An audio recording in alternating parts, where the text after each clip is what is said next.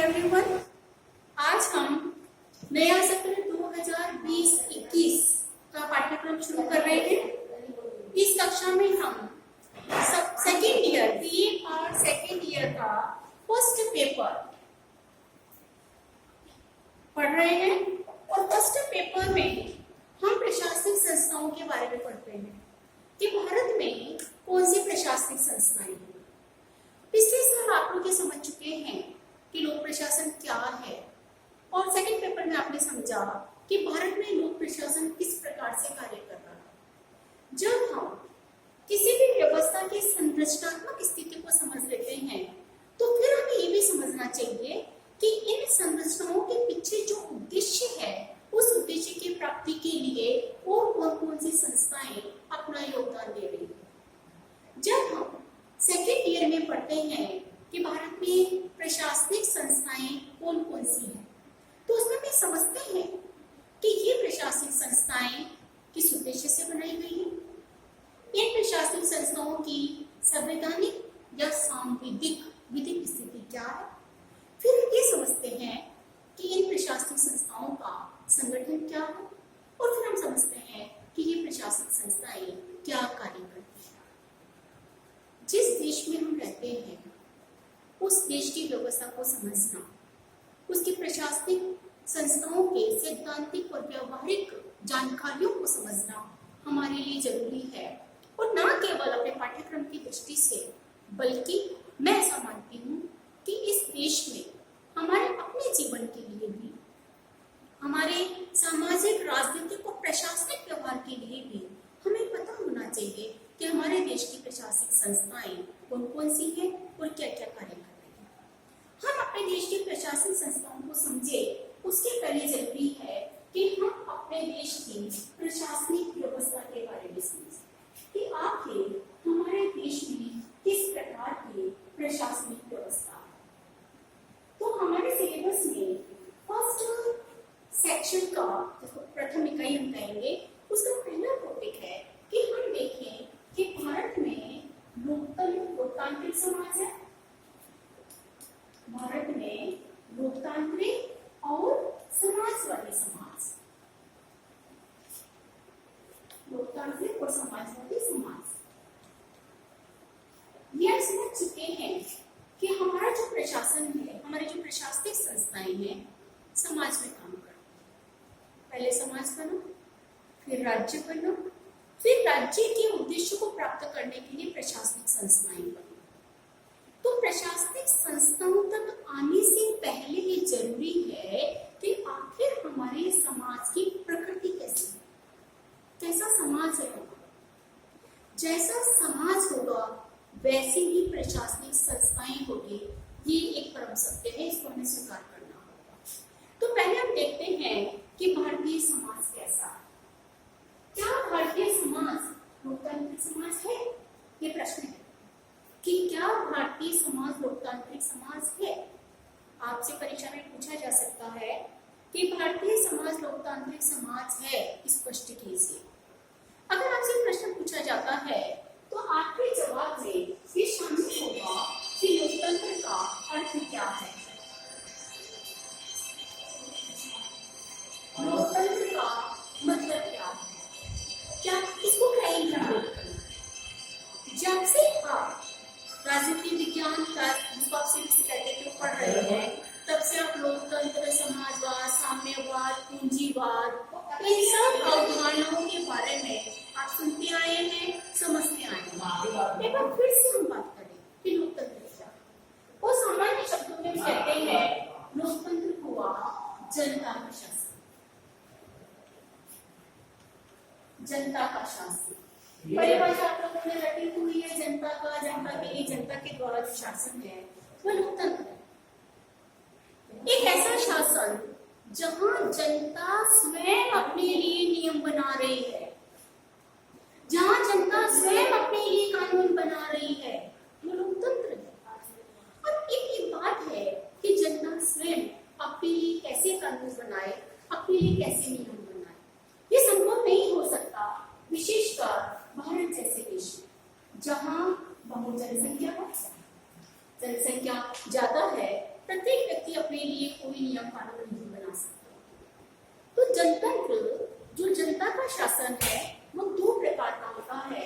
एक होता है लोकतंत्र, प्रत्यक्ष लोकतंत्र, और दूसरा होता है परोक्ष। इस परोक्ष को हम प्रतिनिध्यात्मक भी कहते हैं। प्रतिनिध्यात्मक लोकतंत्र। प्रत्यक्ष लोकतंत्र क्या है? जब जनता स्वयं अपने लिए, पूरे अपने समूह के लिए नियम बना रही है, योजनाएं बना रही है, तो उसको हम कहेंगे प्रत्यक्ष लोकतंत्र।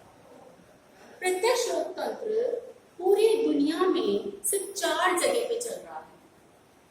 स्विट्जरलैंड के 4 कैंटोन में प्रत्यक्ष लोकतंत्र है, जब जनता खुद डिसाइड करती है, निर्णय लेती है कि हमें किस प्रकार की व्यवस्था चाहिए। 50,000 लोग इकट्ठे होते हैं, एक साथ इकट्ठे नहीं होते, साइन करते हैं, अपनी पिटीशन दायर करते हैं कि हमको पुल चाहिए, या सरकार ने पुल बनाना तय कर लिया, जनता कह सकती है हमें पुल नहीं चाहिए, सरकार को ये बात माननी पड़ेगी। और ऐसा 4 कैंटोन में है जहां जनता अपनी सक्रिय भागीदारी से अपने लिए कौन सा कानून चाहिए या कौन सा कानून नहीं चाहिए, जो कानून पहले से चल रहा है उसको निरस्त करना है क्या, कोई व्यवस्था हमारे शहर में चाहिए या नहीं चाहिए, इसका निर्णय जनता खुद लेती है और सरकार को वो निर्णय मानना पड़ता है। विश्व के ये 4 कैंटोन जो स्विट्जरलैंड में है, यहाँ प्रत्यक्ष लोकतंत्र। इसके अलावा प्रत्यक्ष लोकतंत्र प्राचीन भारत में पाया जाता था। आज परोक्ष लोकतंत्र, जिसे प्रतिनिधित्व लोकतंत्र कहते हैं, वो पाया जाता है। जहां भी जनसंख्या ज्यादा होगी, वह संभव नहीं है कि सारे लोग अपनी बात कह सके, तो फिर क्या करें? जब लोकतंत्र तो है तो जनता का शासन, हमें अपनी बात तो कहनी है, हमें अपने हिसाब से, अपने सुविधा के लिए, अपने कल्याण के लिए, जनता के कल्याण के लिए नीतियां बनवानी है, कानून बनवाने हैं। लेकिन कैसे? इसके लिए एक तरीका होता है कि जनता अपने प्रतिनिधि को चुने, निर्वाचन। जनता अपने प्रतिनिधि को चुने, हम सब अपने प्रतिनिधि को चुनते हैं। हम विधानसभाओं में, राज्यों में अपने प्रतिनिधि चुनते हैं, जिसे हम विधायक कह रहे हैं। हम संसद में अपने प्रतिनिधियों को चुनकर भेज रहे हैं, जिसे हम सांसद कह रहे हैं। तो हम अपने प्रतिनिधियों को चुनकर व्यवस्थापिका में, विधायिका में भेज रहे हैं, और वो प्रतिनिधि अपने लिए कानून बना रहे हैं। वो प्रतिनिधि हमारी समस्याओं को सुनने के लिए हमारे बीच में आते हैं, या हम अपने प्रतिनिधियों को अप्रोच करके अपनी समस्याएं बताते हैं, और फिर वो हमारे लिए कानून बनाते हैं। तो हमने खुद डायरेक्ट अपना कानून नहीं बनाया, हमने अपनी बात अपने प्रतिनिधि को बताई, हमारे प्रतिनिधि ने वो बात व्यवस्थापिका में रखी, और फिर व्यवस्थापिका में जो कानून बने वो हम पर लागू हुए। तो अप्रत्यक्ष तरीके से हम लोकतंत्र में अपना शासन कर रहे हैं। तो ये हुआ परोक्ष लोकतंत्र या प्रतिनिधित्व। ये जो लोकतांत्रिक व्यवस्था है, जो लोकतंत्र है, इसे लोकतंत्र की कुछ विशेषताएं होती है। समाजवादी समझवादी समझिए कि जहां भी लोकतंत्र होगा, जहां भी लोकतांत्रिक व्यवस्था होगी, उसकी कुछ विशेषताएं पाई जाएगी। क्या विशेषताएं होगी? लोकतंत्र की सबसे पहली विशेषता होगी कि जनता के पास वयस्क मताधिकार होगा। वयस्क मताधिकार। आप अपने प्रतिनिधियों को चुनेंगे कैसे? जब आपको वोट डालने का अधिकार हो। वयस्क मताधिकार का मतलब हुआ कि जब देश का नागरिक वयस्क हो जाए तो उसे अपना प्रतिनिधि चुनने का हक मिले। हमारे देश में ये वयस्कता की उम्र है 18 वर्ष।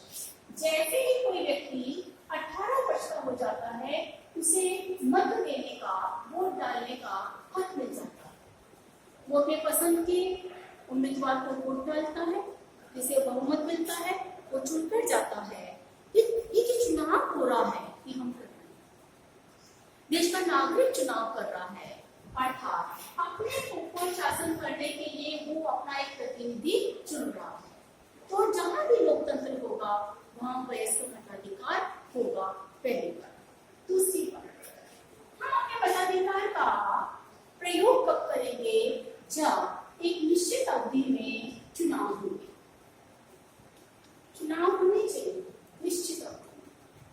अगर विधायिका का कार्यकाल 5 वर्ष है तो 5 वर्ष में चुनाव होने चाहिए।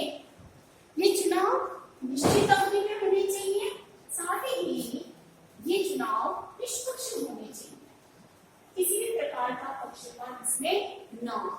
तो जब निर्वाचन होगा तब हम अपने मताधिकार का प्रयोग करके अपने प्रतिनिधि को चुनेंगे। लोकतंत्र के लिए जरूरी है।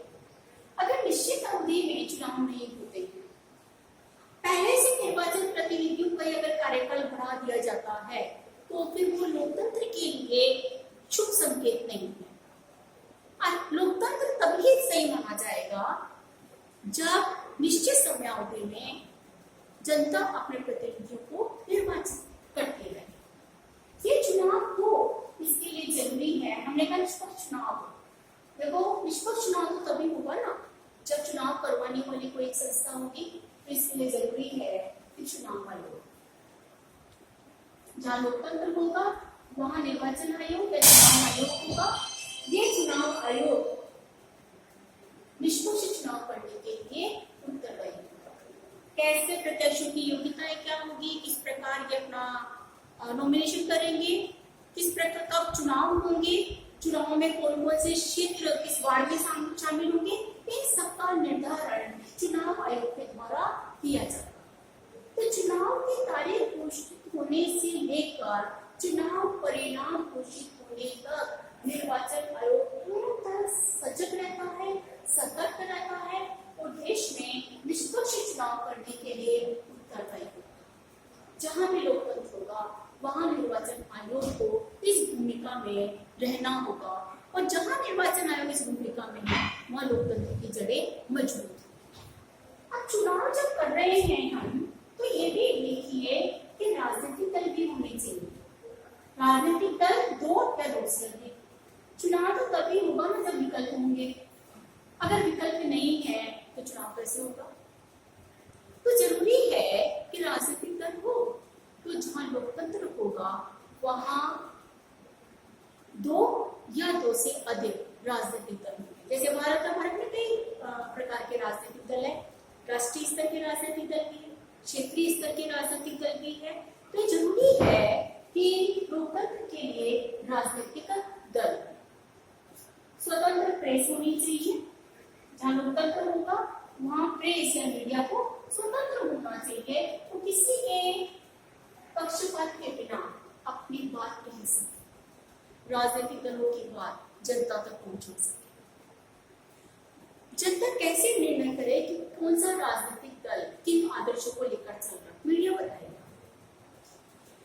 जिन प्रतिनिधियों ने नामांकन भरा है, जो हमारे बीच में वोट मांगने के लिए आ रहे हैं, उन प्रतिनिधियों के विचार क्या हैं, वो कैसे वक्तव्य दे रहे हैं, उनके घोषणा पत्र में क्या है, क्या वो आचार संहिता का पालन कर रहे हैं, इन सब की इंफॉर्मेशन, सूचनाएं हम तक कैसे पहुंचेगी? मीडिया के माध्यम से। वो मीडिया चाहे प्रिंट मीडिया अखबारों के माध्यम से पहुंचे या टेलीविजन के माध्यम से पहुंचे, इलेक्ट्रॉनिक मीडिया हो, इसके माध्यम से ये सूचनाएं अगर हम तक पहुंचती रहती है, निष्पक्ष सूचनाएं अगर पहुंचती रहती है, तो हमारे लिए चयन करना आसान हो जाता है कि हम इसको जो हमें लगेगा कि सच में हमारा प्रतिनिधि बनने के काबिल है, हम उसको वोट देंगे। इसके लिए प्रेस की स्वतंत्रता आवश्यक है। और एक और जरूरी बात कि जहां लोकतंत्र होगा वहां स्वतंत्र न्यायपालिका भी जरूरी है। स्वतंत्र न्यायपालिका, स्वतंत्र न्यायपालिका का मतलब हुआ कि न्यायपालिका पर कार्यपालिका का किसी भी प्रकार का नियंत्रण नहीं होना चाहिए।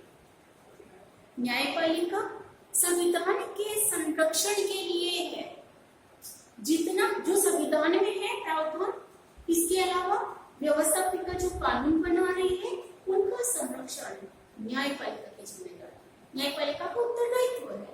तो न्यायपालिका पर किसी भी प्रकार का अगर नियंत्रण कार्यपालिका मतलब प्रधानमंत्री, मंत्री परिषद या राष्ट्रपति या मुख्यमंत्री, किसी भी राजनीतिक दल का अगर किसी भी प्रकार का नियंत्रण होता है तो फिर वहां लोकतंत्र कमजोर हो जाता है।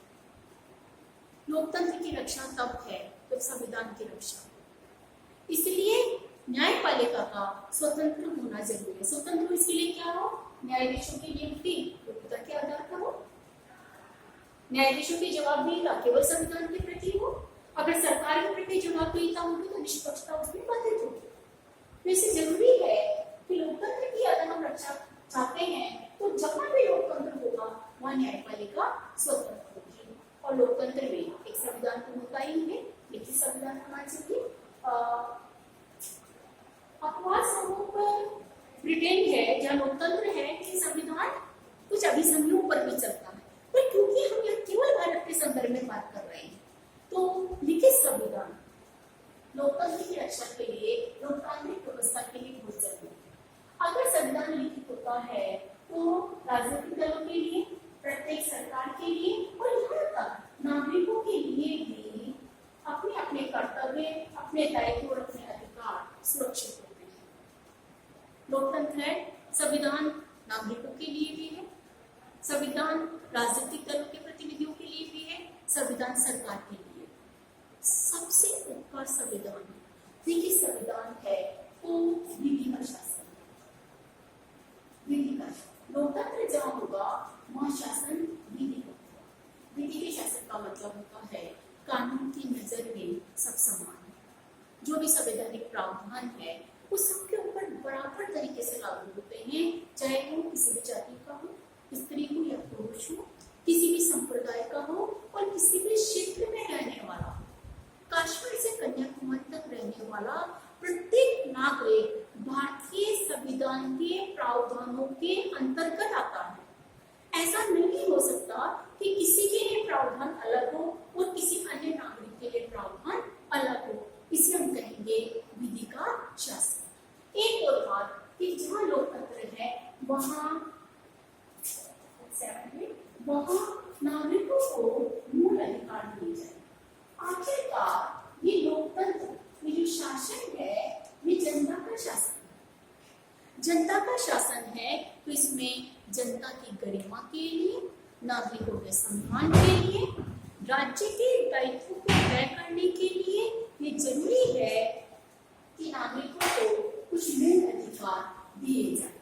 भारत में नागरिकों को मूल अधिकार दिए गए, थोड़ी देर बाद चर्चा करेंगे। तो अगर ये मूल अधिकार है तो लोकतंत्र है। मूल अधिकारों में बहुत सारी बातें आ जाती हैं, इसमें दो विशेष बात हम यहाँ पर चित्रित कर लेते हैं कि जहाँ लोकतंत्र होगा वहां पर समानता होगी,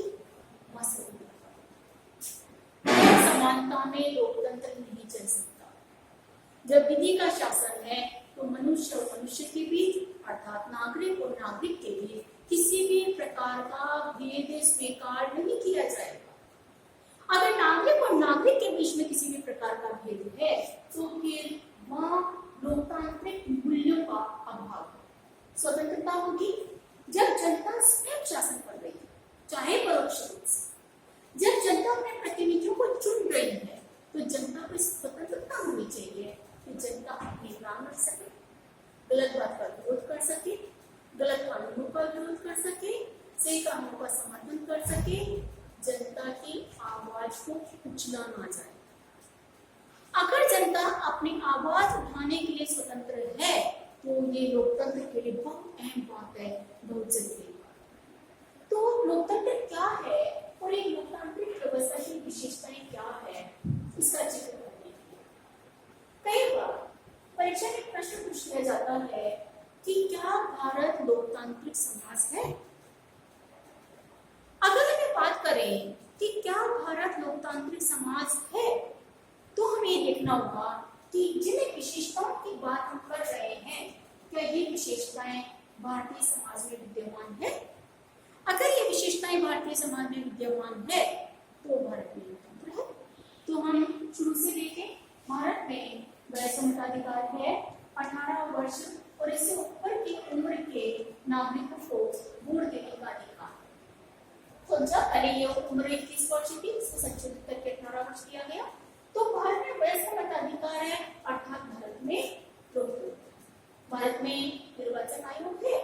और ये चुनाव, सॉरी पहले हम इस बात बताएं, भारत में चुनाव हो रहे हैं और निश्चित अवधि में हो रहे हैं। राज्य विधानसभाएं हो, व्यवस्था राज्य व्यवस्था विधानसभा, कहीं कहीं विधान परिषद भी है, या फिर लोकसभा हो, इसके चुनाव 5 वर्ष के बाद हो रहे हैं। और 1951 से लेकर आज तक हम देख रहे हैं कि लोकसभा के चुनाव भी समय पर हो रहे हैं और राज्य व्यवस्था के चुनाव भी समय पर हो रहे हैं, कुछ विशिष्ट परिस्थितियों को छोड़कर, कि जैसे आपातकाल, इन बातों को छोड़ दें। बाकी सामान्य अवस्थाओं में चुनाव निश्चित समय पर हो रहे हैं। भारत में निर्वाचन आयोग है और भारत का निर्वाचन आयोग संवैधानिक संस्था है। संविधान निर्माताओं ने संविधान के अनुच्छेद 324 में निर्वाचन आयोग का प्रावधान कर दिया था। पहले हमारे यहाँ के निर्वाचन आयोग में एक आयुक्त होता था, अब हमारे यहाँ एक आयुक्त बहुसदस्यीय निर्वाचन आयोग होने लगा है, जिसमें 3 सदस्य होते हैं, 3 आयुक्त होते हैं। निर्वाचन आयोग अलग से आपके सिलेबस में है, हम इसके बारे में डिटेल से बाद में पढ़ेंगे। लेकिन अभी हमको सिर्फ इतनी बात साबित करनी है कि भारतीय संविधान ने निर्वाचन आयोग का प्रावधान उस समय ही कर दिया था जब संविधान बन रहा था। तो निर्वाचन आयोग होना मतलब भारत का समाज एक लोकतांत्रिक समाज। हमारे यहाँ बहुत सारे राजनीतिक दल है। राजनीतिक दल द्विदलीय व्यवस्था भी हो सकती है और बहुदलीय व्यवस्था भी। हमारे देश में बहुदलीय व्यवस्था है। बहुत सारे दलों को आप जानते हैं, जैसे जनता पार्टी है, कांग्रेस पार्टी है, जनता दल है, कम्युनिस्ट पार्टी है। फिर कम्युनिस्ट पार्टी भी 2 प्रकार की, 2 इसके भाग हो गए हैं। मार्क्सवादी कम्युनिस्ट पार्टी अलग है, भारतीय कम्युनिस्ट पार्टी अलग है। क्षेत्रीय दल भी है, जैसे आप पार्टी क्षेत्रीय दल है, लोक मोर्चा है, शिवसेना है। ऐसे बहुत सारे राजनीतिक दल हैं। और भारत में ये राजनीतिक दल की जो बहुलता है, ये साबित करता है कि भारत में लोकतंत्र है। भारत में प्रेस की स्वतंत्रता है, रोज आप डिबेट सुनते हो टीवी पर, अखबार पढ़ते हो, सब व्यवस्थागत मुद्दों पर जो भी घटनाएं घट रही है देश में, जैसे भी कोरोना चल रहा है, तो इस कोरोना में सरकार के प्रयास क्या है, कितने सफल कितने असफल है, ये प्रेस हमें बता रही है। तो प्रेस की स्वतंत्रता से सरकार की समालोचना होती है, अर्थात लोकतंत्र है। भारत में न्यायपालिका स्वतंत्र है। सरकारों के विरुद्ध न्यायपालिका ने कई निर्णय लिए। सरकारों को कई बार कोर्ट में मंत्रियों को खड़ा होना पड़ा है, कई बार को स्पष्टीकरण देने पड़े हैं। अर्थात संविधान के युद्ध में न्यायपालिका हमेशा खड़ी रही है, स्वतंत्र न्यायपालिका है। अर्थात भारतीय समाज लोकतांत्रिक समाज है। भारत में एक संविधान है, हम सब जानते हैं, विधि का शासन है। हमारे पास हमारे मूल अधिकार भी हैं और ये मूल अधिकार साबित करते हैं कि हमारे लिए लोकतंत्र में पहले है नागरिक, नागरिक पहले है, जनता पहले है, जनता के अधिकार पहले है। तो ये जो सारी विशेषताएं हैं, ये विशेषताएं भारतीय समाज में व्याप्त है, पाई जाती है। और भारतीय समाज में इन विशेषताओं का व्याप्त होना साबित करता है कि भारत एक लोकतांत्रिक समाज